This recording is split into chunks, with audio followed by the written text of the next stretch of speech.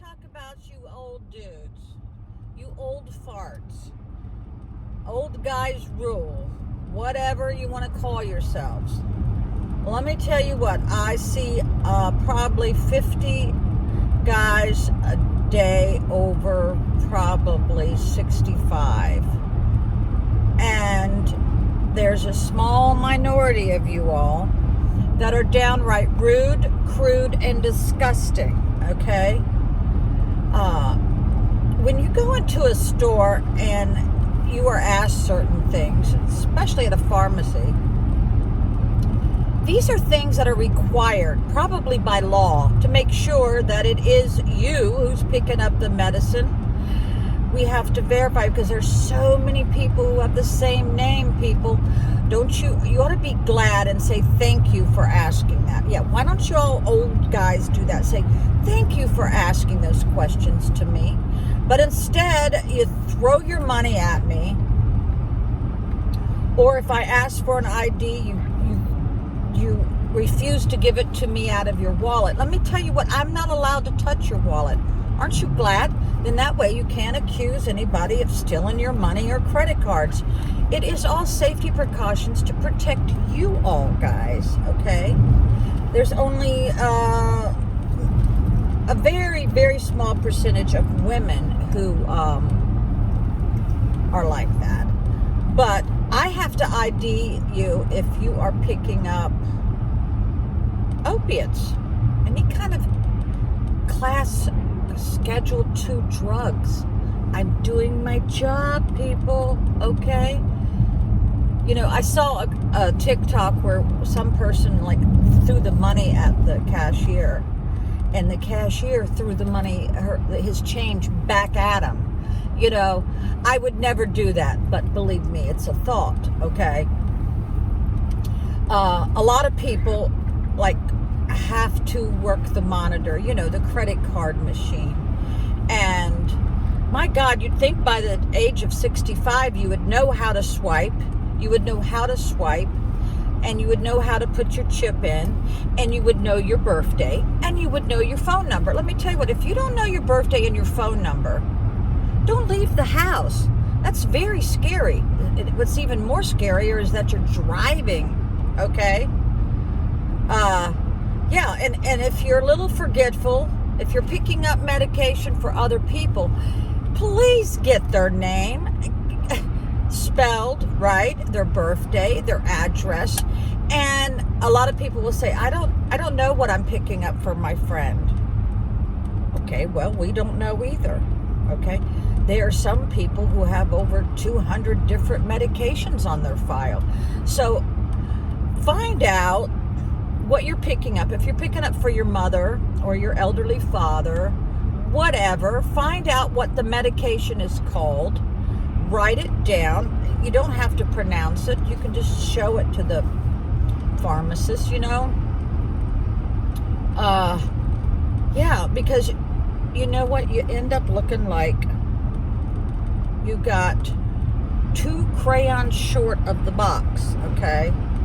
And, yeah, it is very important to, there's so many apps on your phone, and I know a lot of elderly people have the dinosaur phone. I understand that. Then just print it out on a piece of paper. Make a copy to put in your important records, and keep a copy in your wallet. There's a lot of elderly people I'm extremely impressed with. Not only do they know how to pronounce their medication, they know the milligrams and how they're supposed to take it. And here's the most important thing. They know why they're taking it.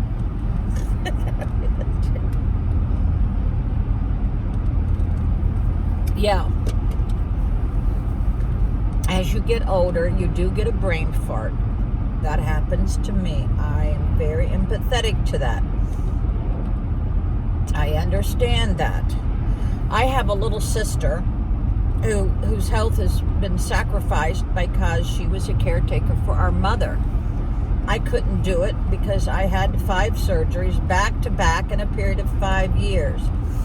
And she has a binder, and she puts everything in there.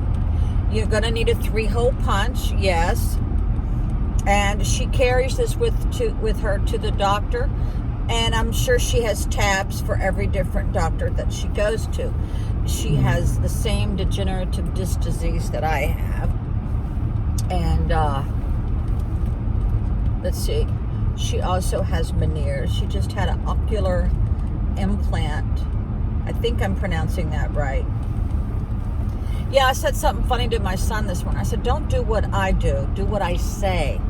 And now he's quoting me. He is such a comedian. He makes me laugh. He makes me laugh so goddamn hard. I can't even tell you what it does to me. Because I am in such a hurry that, I might leave a light on, and I tell him, I said, don't put anything on my stove. It scratches it. Well, he saw me put something on the stove, so I got a demerit the other day. Yeah. Now, back to what I was talking about. A lot of people I see are at death's door. They are in so much pain. And they're on, they're on the patches that are high-powered fentanyl. Yeah. They are on morphine. They are on opiates. My heart goes out to them. Let me tell you what. This is how you know you need to be on some high-powered pain medication. If you are crying yourself to sleep at night, not just everybody has a bad night where you're in pain. I'm talking about if you're crying yourself to sleep every night, you need to go to a pain clinic and try to get on that kind of retriment where you can. And they will draw your blood. I think some of them make you go see a psychiatrist. They draw your blood to make sure that you're not already taking it illegally from somebody on the street, So, yeah, I hate to see people in pain because I know what it's like, And those of you who are concerned about my driving, I am on Route 3, which is a cow. They call it the cow pasture or whatever, the cow path, because there's hardly no traffic. But like I said, it was so cold yesterday that my bones still are cold. Oh, yeah. So I think I've talked enough about the subject, but please, if you have someone that needs a little bit of extra care, do this for them if they can. If they don't have any money or if they're struggling with their bills, help them make out their checks, because a lot of elderly people use checks still. Help them get a debit card. Help them learn how to swipe. Also, sign them up for Medicare, Medicaid, or Medicare, anything. Help them as much as you can. That will improve their quality of life so much. Take them out to the Cracker Barrel. Help them with their wheelchair or their cane or whatever. So be that person. Don't wait for your other sibling to do it. Bye.